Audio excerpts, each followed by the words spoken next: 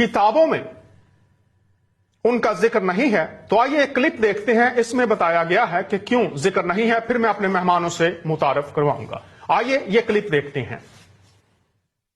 तो मैं ये जो बात कर रहा था ना कि बगैर बिला इम्तियाज जो लड़े थे सब लोग, क्रिश्चियंस जो हैं उनका क्या किरदार था? हीरोज मसलन चुएंडा में कर्नल मार्विन कोर्डाजोर, कर्नल डब्ल्यू हर्बर्ट शकरगढ़ में, कर्नल सुशील कुमार ट्रेसलर और colonel L C. Roth Chhamb Jaurian sector में, colonel K M. Roy Bedian sector में, मेजर रामून जोशुआ सियालकोट सेक्टर में, colonel Daniel Austin Lahore sector में, कर्नल एंथनी लैम खेमकरन पे कब्जे के दौरान वो शाना थे, सिपाही तालिम मसीह थे चुएंडा में शहीद हुए, नायक आर.सी. जेम्स सियालकोट सेक्टर में शहीद हुए। मतलब एक लाइन लगी हुई है।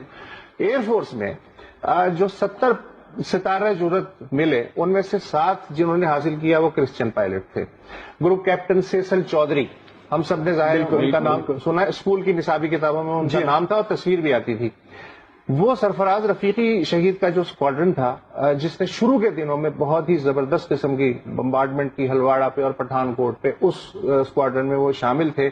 उन्होंने सियालकोट सेक्टर में फौजियों को दस्तों को खासी सपोर्ट फराहम की। इसमें जो सबसे दिलचस्प नाम है वो है squadron leader Eric Gordon Hall का। ये साहब एयर वाइस मार्शल के ओहदे से बाद में रिटायर हुए।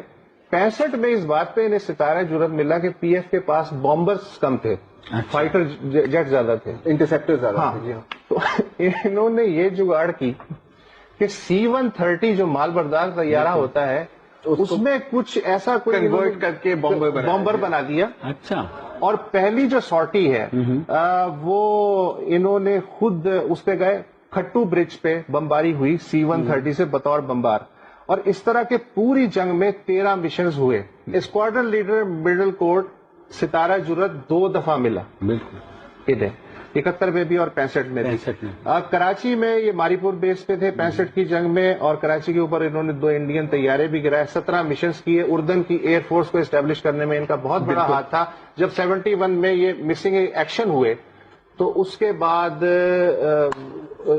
जो शाह हुसैन थे, जी हाँ, उन्होंने इनकी बीवी को खत लिखा कि अगर वो फर्ज करें कि हलाक हो गए हैं तो अगर उनकी लाश मिल जाए तो उर्दन का परचम भी उनके जनाजे पे डाला जाए, बेशक पाकिस्तानी परचम के साथ।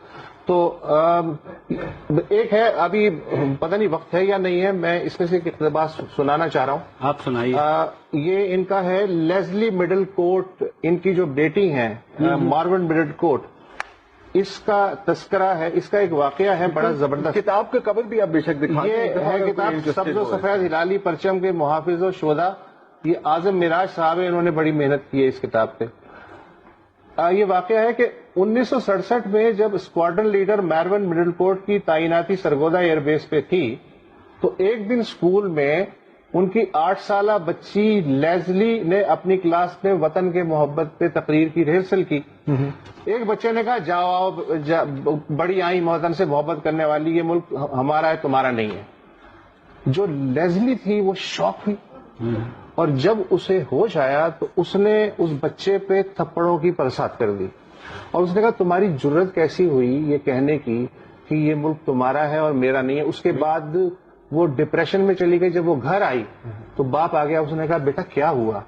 तो जब उसने वाकया सुनाया कि ये हुआ है और मैंने उस बच्चे को मारा है, ये रिमार्क देने पे तो जो स्क्वाड्रन लीडर साहब थे उन्होंने अपनी बच्ची से कहा कि अपना और अखलाक और किरदार इतना बुलंद रखो कि इस तरह की आवाजें तुम्हारे कानों में ही ना पड़े।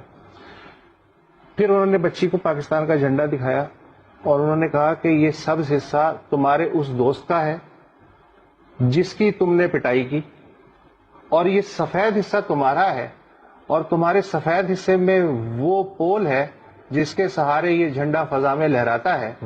हमें इस सफेद हिस्से को मजबूती से थामे रखना है ताकि इसका सब हिस्सा फजा में हमेशा लहराता रहे हैं। बहुत ही खूबसूरत। वो तो मिसिंग हो गए, लेकिन लेस्ली मिडल कोर्ट ने आज तक मुल्क नहीं छोड़ा, हालांकि उसकी पूरी फैमिली अमेरिका शिफ्ट हो चुकी है। लेस्ली मिडल कोर्ट ने आज तक मुल्क नहीं छोड़ा। हमें इस सफेद हिस्से को मजबूती से थामे रखना है تاکہ سبز حصہ فضا میں لہراتا رہے۔ آپ یہ حقائق سن رہے تھے۔ یہ تینوں صاحبان دور حاضرہ کے تجزیہ نگاروں میں